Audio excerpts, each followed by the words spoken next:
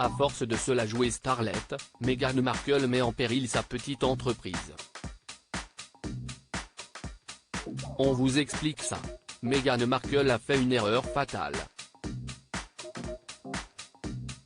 La duchesse de Sussex a trop compté sur sa célébrité pour assurer le succès de son podcast disponible sur Spotify. Le géant du streaming n'a pas été satisfait du rendement des Sussex. Spotify a rompu son contrat avec eux. L'inconséquence de Meghan lui a fait perdre des millions.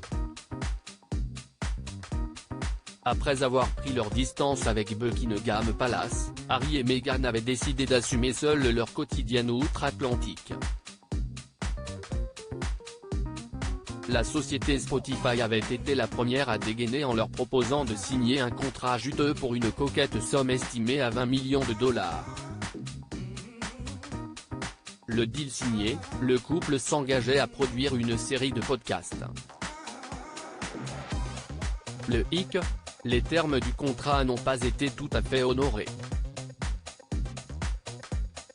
Meghan Markle n'a en effet produit qu'une dizaine d'épisodes de son podcast, Archetype, où la duchesse de Sussex examine, dissèque et fait sauter les étiquettes accolées aux femmes pour les empêcher d'avancer. Ce jeudi 15 juin, Spotify a finalement décidé de se débarrasser de son épine dans le pied. Comment l'empire médiatique de Meghan et Harry a-t-il fini par s'effriter?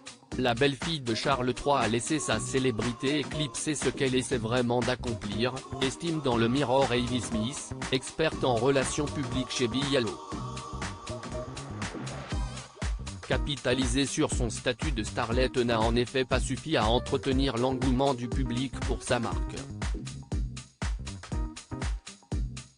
Spotify a vu le potentiel initial de Meghan Markle et de son podcast, et cela faisait partie d'un contrat d'exclusivité pluriannuel.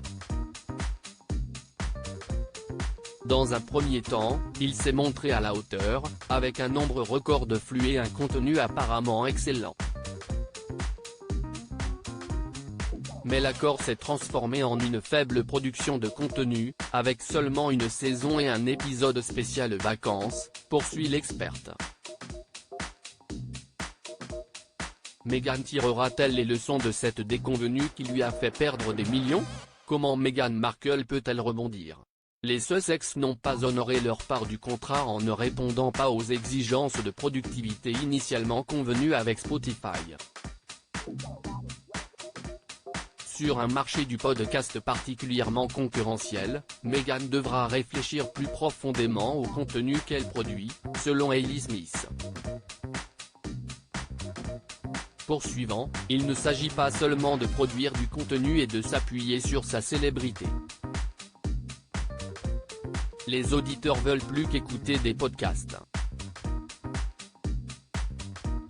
Ils veulent apprendre, être inspirés et être incités à l'action. L'influence de Meghan n'est en aucun cas à mettre en doute. Aussi murmure-t-on qu'elle cherche déjà un autre hébergeur pour son podcast.